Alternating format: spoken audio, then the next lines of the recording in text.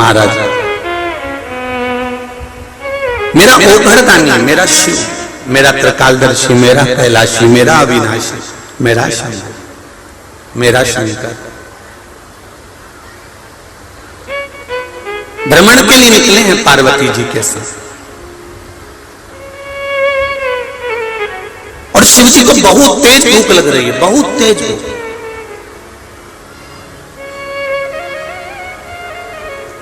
शंकर भगवान ने कहा पार्वती इतना भूख लग रही है, इतना भूख लग रहा है कि मुझे भोजन करना है, जल्दी कुछ व्यवस्था कर। पार्वती जी ने कहा प्रभु चलो कैलाश चलते हैं और हम भोजन बना देते हैं। पार्वती जी तेरे हाथ का भोजन करते करते तो बहुत समय हो गया, आज मेरा मन है कि पृथ्वी पर भ्रमण पे निकला हूं तो किसी के यहां यदि श्राद्ध हो रही हो तो मैं भोजन कर लेता हूं। 16 दिन श्राद्ध के चल रहे हैं और मैं भोजन कर लेता हूं। पार्वती जी ने कहा कि तुम ओघड़दानी, त्रिकालदर्शी, कैलाशी, अविनाशी शिव श्राद्ध का भोजन करोगे? श्राद्ध का भोजन? पार्वती जी ने जैसे कहा तो शंकर भगवान बोले कि पार्वती तुझे मालूम नहीं है शायद, चाहे घी और शक्कर का भी थोड़ा सा भाग कंडा जलाकर, गोबरी जलाकर थोड़ा सा भी भाग अग्नि में छोड़ते हैं तो शिव जी कहते हैं सबसे पहला अंश पितरों के पास बाद में जाता है, पहला अंश मेरे पास आता है, फिर मैं उस अंश को पितरों के पास भेज दे।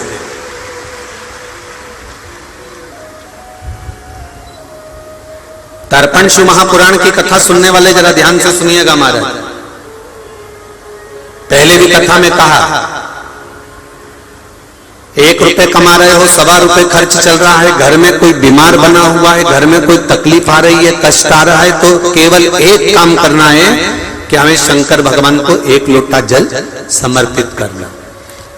परंतु श्राद्ध पक्ष के अंतर्गत जैसे अन्य समय में 108 मनके की माला से हम जाप करते हैं, 108 बार भगवान का नाम लेते हैं, 108 बार हम भगवान का पूजन करते हैं, उसी तरह श्राद्ध पक्ष में जब हम शंकर भगवान पर 1 लोटा जल चढ़ाए तो उसी जल को धीरे धीरे धीरे धीरे 27 बार भगवान शंकर को समर्पित करना चाहिए। कितनी बार? 27 बार, या फिर 27 मनके की माला से जप करें।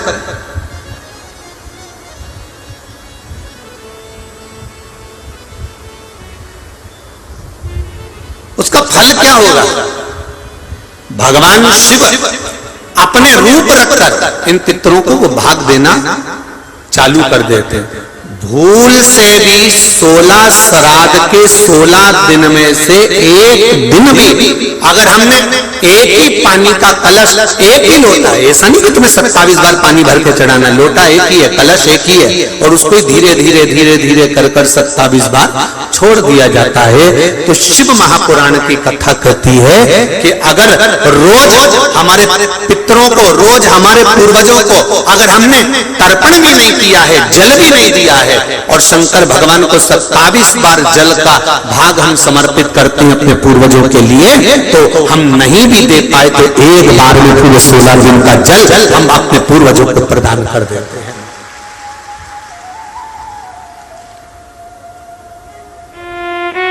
शिव जी कह रहे हैं मुझे भूख लगी और मेरा मन है कि पृथ्वी पर कहीं पर भी अगर श्राद्ध हो रहा होगा तो मैं भोजन कर लेता हूं।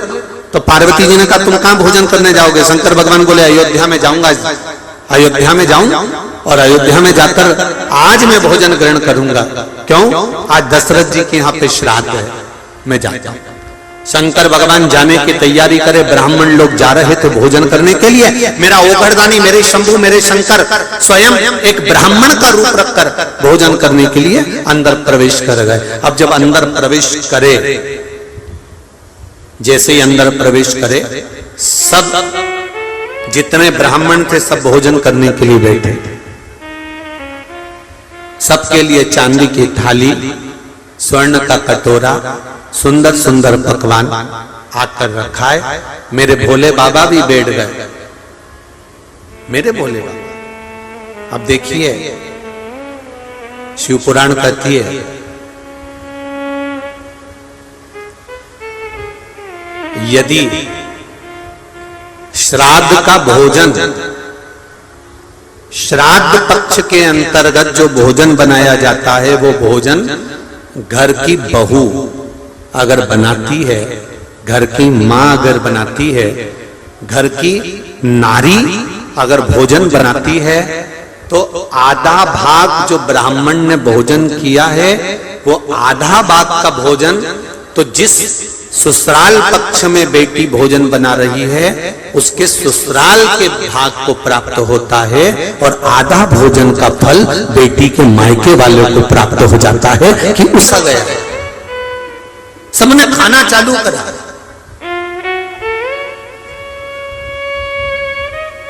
थोड़ी थोड़ी देर में ब्राह्मण भोजन कर कर उठना चालू कर दिया, पर मेरे देव अधिदेव महादेव जो जम के बैठे उठे नहीं।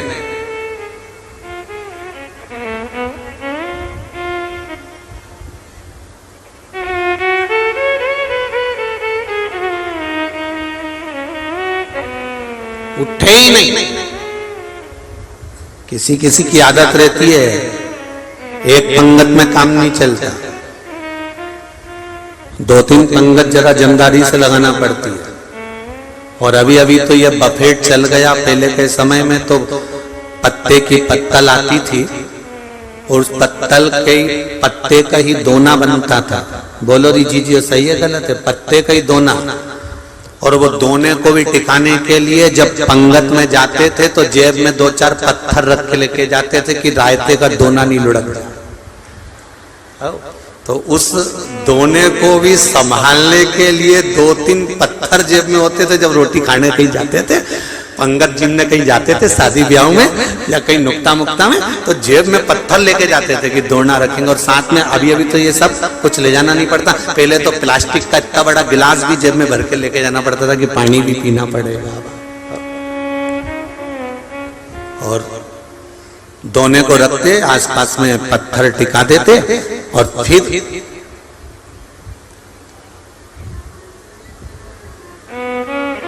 सबसे जोरदार ज्ञान तो भोजन के समय पे प्राप्त होता है। जैसा करोगे वैसा भरोगे। भोजन के समय पे कैसे प्राप्त होता है? दो दोस्त और दोनों में मित्रता खूब, और दोनों चतुर, और दोनों साथी में गए एक ही जगह। अब इन्हें चतुरता क्या करेंगे कि पहले तू बैठ जा, मैं परस देता हूं, फिर मैं बैठ जाऊं जब तू परस देना। और इतने वो बैठा, और इतने में ये सही से नहीं परोसे तो फिर अगली बार कोई परोस, फिर इसकी बारी है कि ये अच्छे से परोस। शिव पुराण कर रही है, देवाधिदेव महादेव बैठे हैं, भोजन चालू है, भंडारा चालू है, श्राद्ध चालू है, और भोजन करने के लिए जब देवाधिदेव महादेव बैठ गए और भोजन चालू हो गया, और भोजन चालू होने के बाद माता केकई, सुमित्रा, कौशल्या सब भोजन में, सीता, उर्मिला, मांडवी, सुतकीर्ति सब भोजन में लगी हुई हैं, और सब भोजन बना बना के दे रही हैं, माताएं परोस रही हैं, बड़े प्रेम से भोजन चल रहा है। भोजन चलते चलते चलते चलते चलते चलते सब उठ गए, पर महादेव नहीं उठे, नहीं उठे। इतनी देर में उर्मिला जी दौड़ कर आकर बोली सीता जी के पास, जीजी, ओ जीजी। जीजी बोली क्या बात है? सीता जी ने कहा उर्मिला क्या हो गया? उर्मिला जी बोली सब पंडित उठ गए, पर एक पंडित बैठा है वो नहीं उठ रहा है। सीता जी बोली तू एक बार एक काम कर, पानी भर के ले जा और पूछो महाराज पानी पियोगे? तो फिर इतने में उर्मिला जी पानी लेके, प्रभु पंडित जी पानी। पंडित जी बोले हमारे यहाँ पानी एंड में पीते हैं। तो उर्मिला जी ने पूछा पंडित जी एंड कब होगा? तो पंडित जी बोले अभी तो शुरुआत है, महत्तम चालू हुआ है, टेलर चालू हुआ। ठीक है। अब उर्मिला जी दौड़कर फिर सीता जी के पास गए, जी बोली क्या बात है कि वो तो अभी तुम एंड में पानी लेंगे। तो सीता जी बोली ले जा और ले जा, पूड़ी ले जा, कचौड़ी ले जा, भजिया ले जा, मालपुआ ले जा, खीर ले जा, सब ले जा के रख दिया। भगोने खाली होते गए, बर्तन खाली होते गए। सीता जी ने फिर सुतकीर्ति को बुलाया, सुतकीर्ति इधर आओ। सुतकीर्ति ने बोला हाँ जी जाओ जरा पंडित जी से पूछ कर आओ भोजन कैसा बना। पंडित जी के पास सुतकीर्ति जी गई, प्रभु भोजन कैसा बना। पंडित जी बोले भोजन तो क्या जोरदार बना है, पूछो ही मत। पानी ले आऊं? पूछा, उठ गया। सुतकीर्ति जी बोली वो तो अपन सबको उठा के उठेगा, वो कोई ऐसे उठने वाला है, अभी तो बैठा है। कैकेयी मैया आ गई। कैकेयी जी ने पूछा सीता तुम्हारे सिर पर पसीने की बूंद जमी हुई है, श्राद्ध चल रहा है ससुर का और तुम्हारे सिर पर पसीने की बूंद, कोई दिक्कत है क्या? नहीं मां, एक ब्राह्मण भोजन करने बैठा है। कैकेयी बोली वो तो सब ब्राह्मणों के साथ बैठा था। हाँ मां, 5 बार की पंगत उठ गई पर अभी तक वो नहीं उठा। मां तो अब तो सुबेरे का भोजन चल रहा है 10 बजे का, दोपहर की 2-3 बज गई, अब तो उठने वाला होगा, जाओ थोड़ा और दिया। तो सीता जी बोली दे तो आती मां, पर भंडारे में भोजन की कमती हो गई। भोजन की कमती, एक काम करो डबल से बनाओ। सीता जी बोली 6 बार बना चुके, अब अंदर का पूरा माल निकाल के रख दिया। कैकेयी तुरंत आवाज लगाकर बोली द्वारपालों से कहो बाजार में से सामान लेकर आए और सीता फिर भोजन बनाओ। सास ने आवाज लगाई कि बाजार से भोजन लेकर आओ और जिमाओ। इतने में सारे द्वारपाल भागे और बाजार से भोजन ले लेकर आने लगे। जब आटे की बोरियां बाजार से आने लगी और शंकर जी के सामने अंदर जाने लगी, इतने में शंकर भगवान ने रोक कर पूछा रुको रुको क्या ले जा रहे हो अंदर? तो क्या अभी आटा ले जा रहे हैं, उसनेगा फिर पूड़ी बन के तुम्हारे पास आएगी। इतने में पंडित जी बोले, शंकर भगवान जो पंडित के वेश में थे वो बोले अंदर ले जाने की जरूरत नहीं है, तुम तो यहीं धर दो। इतना अंदर जाएगा फिर वापिस आएगा फिर मैं खाऊंगा, उससे अच्छा यही तो रख दो, तुम तो मैं आराम से खा लूंगा।